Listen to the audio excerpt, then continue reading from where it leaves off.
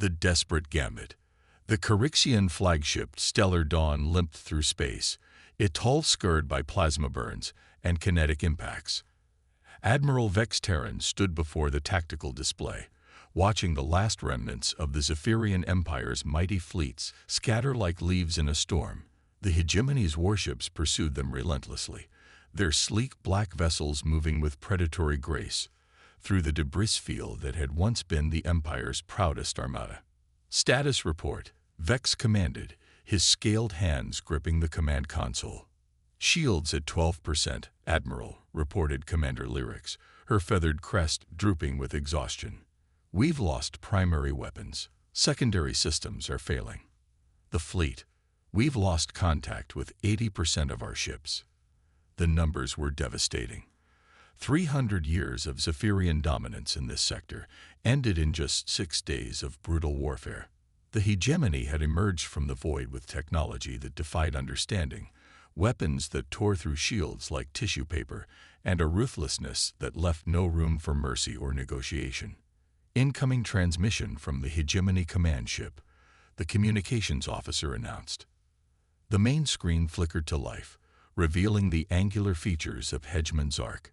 His species, the Vorthan, possessed an unsettling beauty, crystalline skin that refracted light into prismatic patterns, eyes like black holes that seemed to draw in all hope. Admiral Terran, Zark's voice resonated with harmonics that made the crew's scales itch. Your resistance has been amusing, but the time for games has ended.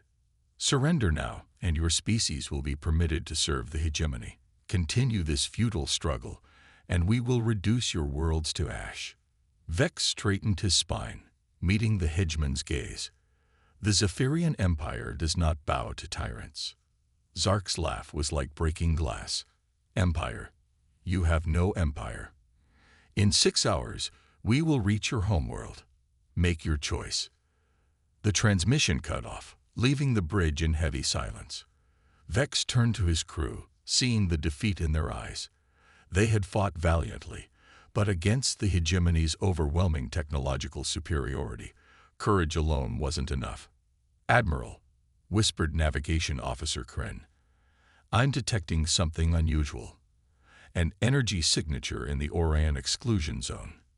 Vex frowned. The exclusion zone had been established by ancient treaty, a region of space that all civilized species had agreed to avoid. Legends spoke of a terrible war fought there millennia ago, and warnings left behind by the victors. What kind of signature? Artificial. Possibly a beacon or communication array. It's old, sir. Very old. But still functional. Science Officer Tevik pulled up additional scans. I'm reading inscriptions on the structure. Not Zephyrian, not hegemony. Wait. His 6 eyes widened. These matched the ancient warnings. The signatures of the isolationists. A chill ran through Vex's scales. The isolationists. The mysterious victors of that ancient war who had withdrawn from galactic society, sealing themselves behind barriers that none dared cross. Every spacefaring child knew the stories.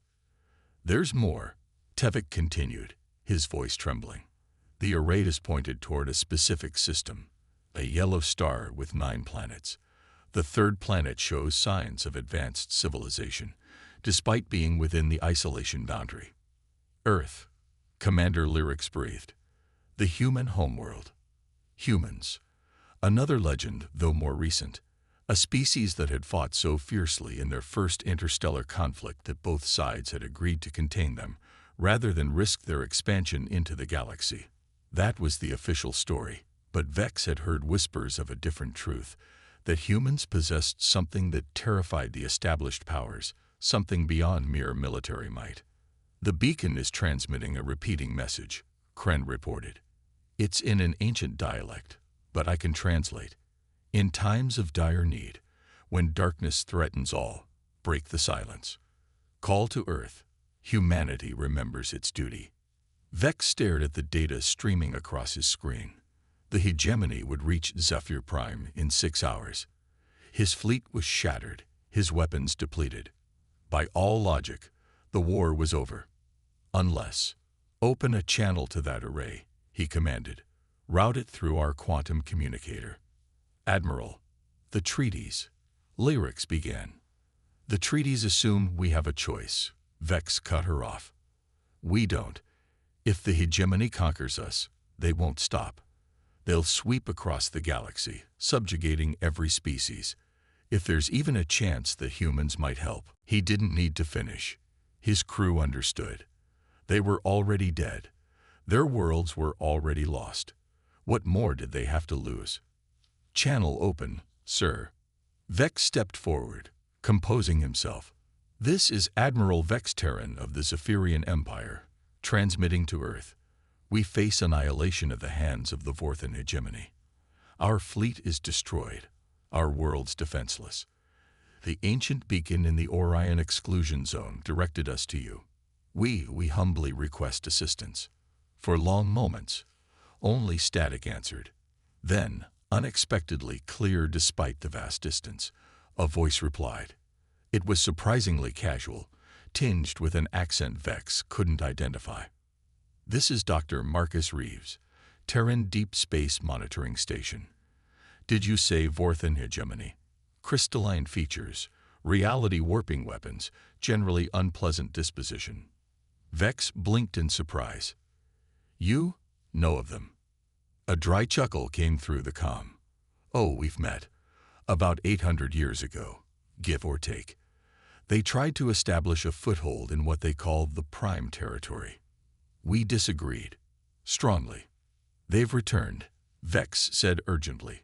With weapons beyond anything in our databases, they're systematically conquering the galaxy. In 6 hours, they'll reach our homeworld. 6 hours.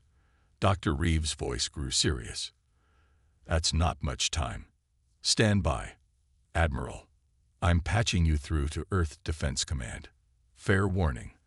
They're probably going to ask you a lot of questions very quickly. The channel crackled.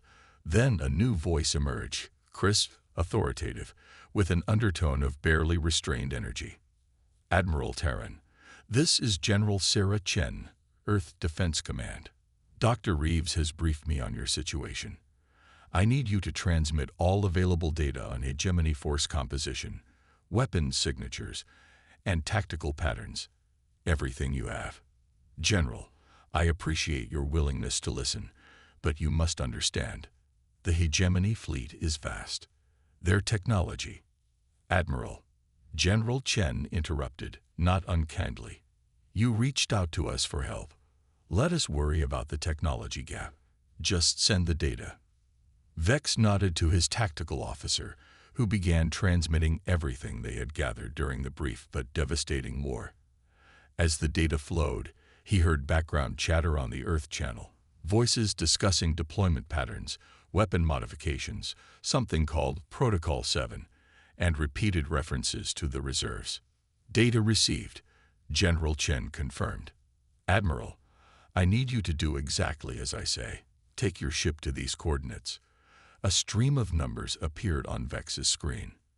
And hold position. Do not, under any circumstances, engage the hegemony fleet when they arrive. General, with respect, we can't simply watch as they destroy our world. You won't be watching, Chen replied. You'll be providing us with real-time tactical data. We're mobilizing now, but we need your sensors as forward observers. Can you do that? Yes, but forgive my skepticism, General. The journey from Earth to our position, even at maximum FTL speeds, would take days. We have hours. There was a pause. Then Chen spoke again, her voice carrying a hint of amusement. Admiral, during our isolation, we've made some improvements to our FTL systems. Don't worry about our transit time. Just get to those coordinates and trust us. Humanity remembers its debts. The channel closed, leaving Vex and his bridge crew staring at each other in bewilderment. Sir, Lyrics ventured, do we really believe they can help? Vex looked at the tactical display, at the overwhelming hegemony forces converging on their homeworld. Then he looked at the coordinates General Chen had provided. a position that would give them perfect sensor coverage of the coming battle while keeping them safely out of weapons range. Set course for the coordinates, he ordered, and begin continuous sensor suites. If humanity is coming, I want to see everything. As the stellar dawn changed course, Vex couldn't shake the feeling that they had just set in motion something far greater than a call for help. The ancient beacon's message echoed in his mind. Humanity remembers its duty. He wondered what exactly that duty entailed, and why the rest of the galaxy had been so eager to keep humanity contained. 4 hours later, as hegemony forces began their final approach to Zephyr Prime, Vex got his answer. Space itself seemed to tear open in 1,000 places simultaneously, disgorging ships unlike anything in his databases. They were not the sleek, aesthetic vessels favored by most spacefaring species. These were brutal things, all angles and armor, bristling with weapons that defied classification. And there were so many of them. General Chen to Admiral Terran, the comm crackled. Thanks for the tactical data. Now, you might want to tell your people to hold on to something. We're about to show the hegemony why Earth was quarantined. General, Hegemon Zark's voice cut across all channels. This is a violation of the Isolation Treaty.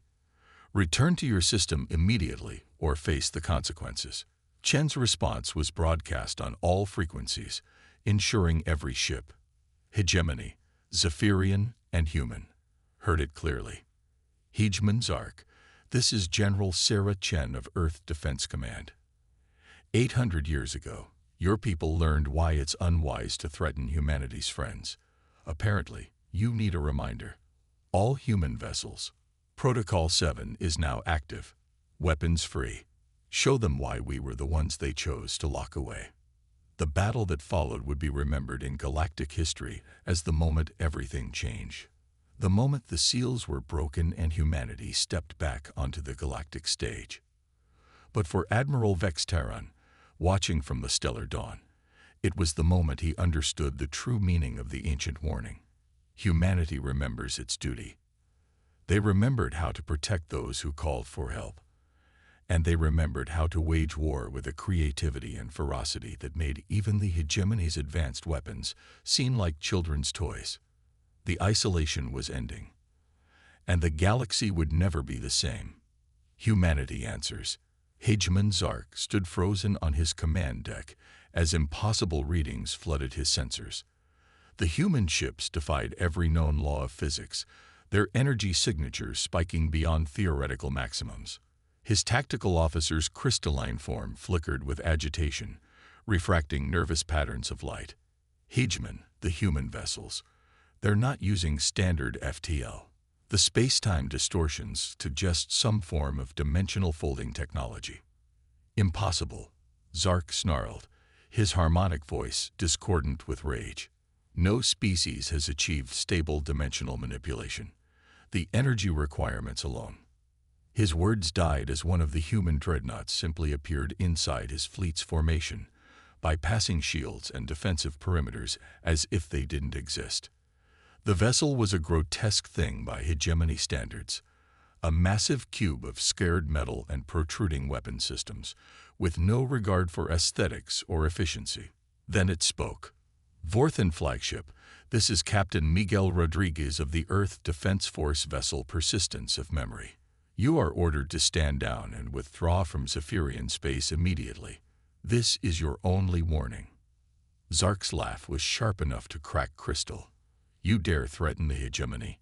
Your species was locked away for a reason, human. One ship, no matter how advanced, cannot stand against our fleet. One ship. Rodriguez's voice carried amusement. Who said anything about one ship? The space around the hegemony fleet suddenly filled with sensor ghosts. Hundreds, then thousands of contacts phasing in and out of reality. Human ships of every classification materialized and vanished like predatory shadows, each appearance accompanied by impossible energy spikes. Tactical analysis, Zark demanded. I cannot get solid readings, Hegemon. The humans appear to be using some form of quantum superposition. Their ships exist in multiple probability states simultaneously. Our targeting systems cannot achieve lock. On the Zephyrian flagship, Admiral Vex watched in awe as humanity revealed the fruits of 8 centuries of isolation. His science officer was frantically trying to comprehend the readings. "Admiral, this is unprecedented. The humans aren't just using advanced technology. They're fundamentally manipulating reality at the quantum level. Each ship exists in a state of controlled uncertainty until they choose to collapse the wave function and..." In simple terms, Tevik, Vex interrupted. "They can be anywhere and nowhere until they decide to shoot something, sir." General Chen's voice came through their comm.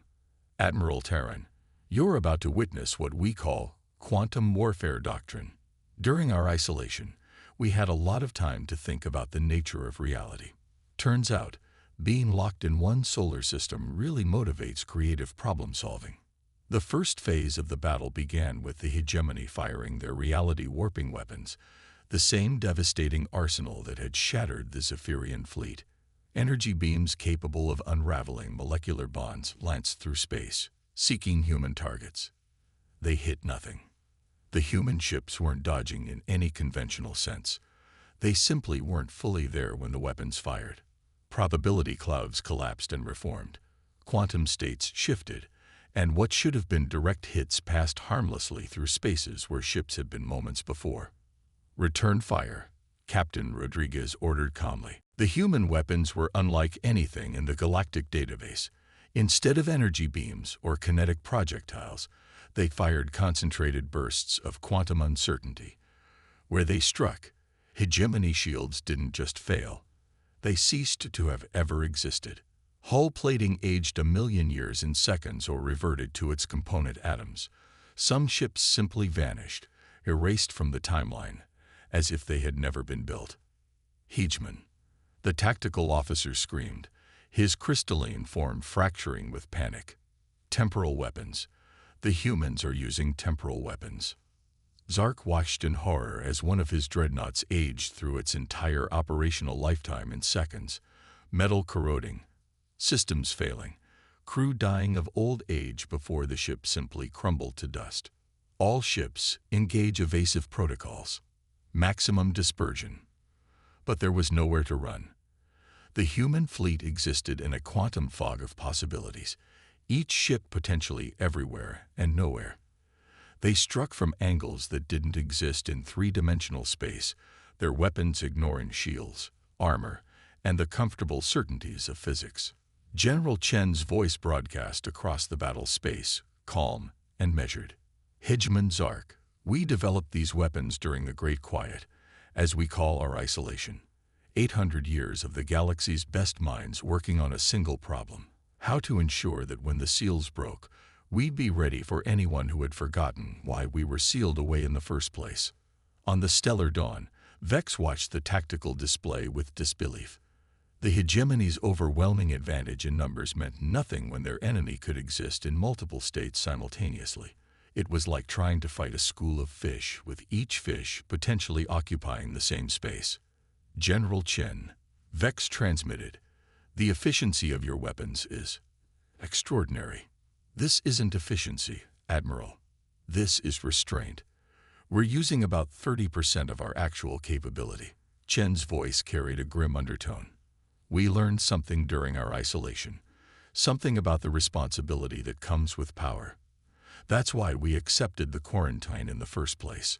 Not because we were defeated, but because we scared ourselves with what we were becoming." The battle turned into a rout. Hegemony ships vanished in puffs of quantum probability, aged into dust, or simply ceased to exist in the current timeline. Some found themselves weaponless, their armaments never having been installed. Others discovered their crews had never been born. Hegemon Zark, his perfect crystalline form now fractured with stress, finally gave the order his species hadn't uttered in 3 millennia. "All vessels, retreat. Emergency jump to fallback coordinates." But the human quantum weapons had done more than destroy ships. They had fundamentally altered the local space-time fabric. FTL drives failed to engage. Navigation systems gave contradictory readings, and some ships found themselves jumping backward through time to re-experience their destruction. General Chen, Zark transmitted desperately, his harmonic voice cracking. We yield. The hegemony yields. Cease your attack. Stand down all weapons, Chen commanded. Instantly, the quantum fog dispersed. Human ships solidified into single probability states, their impossible weapons powering down. The sudden return to normal physics was almost as jarring as the battle itself. Hegemon Zark, Chen continued, order your remaining forces to withdraw to your border systems. Any future aggression against the Zephyrian Empire or any other sovereign species will be met with the full deployment of Earth's capabilities. And Hegemon, what you've seen today is what we're willing to show. You don't want to see what we keep in reserve. As the battered hegemony fleet limped away, Admiral Vex found himself in communication with General Chen once more. General, on behalf of the Zephyrian Empire, I cannot adequately express our gratitude. But I must ask, why? Why risk breaking your isolation for us? Chen's image appeared on his screen, a middle-aged human woman with graying hair and tired eyes that held depths of experience. 800 years ago, we almost destroyed ourselves with our own ingenuity. We developed weapons that could unwrite reality, ships that could exist in multiple timelines, technologies that made us effectively gods. And we looked at what we were becoming and chose isolation over domination. She paused, glancing at something off-screen. But we never forgot our duty to those who showed us kindness before the ceiling. The Zephyrians traded with our early colonies, shared star charts, helped us when we were still stumbling into space. Humanity has a long memory, Admiral, and we pay our debts. What happens now? Vex asked. The quarantine is broken. The galaxy knows humanity has returned. Now, Chen smiled, and there was something both wonderful and terrible in that expression. Now we do what we should have done 8 centuries ago.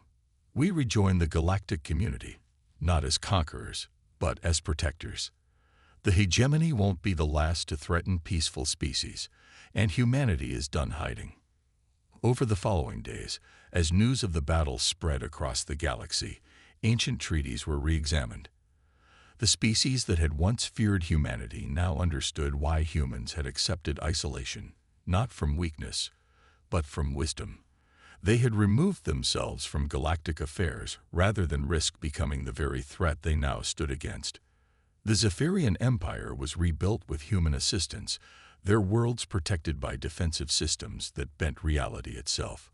Trade routes reopened, diplomatic channels were established, and slowly, carefully, humanity began to reintegrate with the galactic community.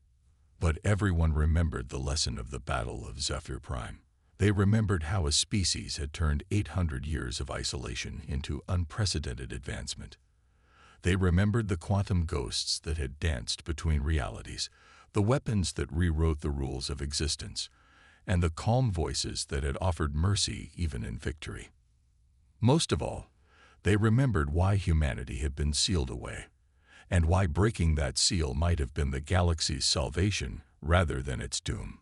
In his personal log, Admiral Vex wrote, "We called for help in our darkest hour, never truly believing anyone would answer. But humanity remembers. They remember kindness, they remember duty, and they remember how to wage war in ways that defy comprehension. The galaxy fears what humanity might become, but today I saw what they choose to be, protectors, not conquerors. May we all prove worthy of the second chance they've given us." The age of isolation was over. The age of protection had begun. And in the depths of space, the ancient beacon in the Orion exclusion zone transmitted a new message. The silence is broken. Humanity stands watch once more. The galaxy would never be the same, but perhaps with humanity's return, it would finally be safe. As General Chen told the Galactic Council in her first address, we spent 800 years asking ourselves one question: what is power for? We found our answer. Power is for protecting those who cannot protect themselves. That is humanity's promise to the galaxy. That is why we have returned. And in the darkness between stars, would-be conquerors heard that promise and reconsidered their ambitions, because they had seen what happened when humanity answered the call. The enemy had thought they'd won. They had thought wrong. Retroclaude can make mistakes. Please double-check responses.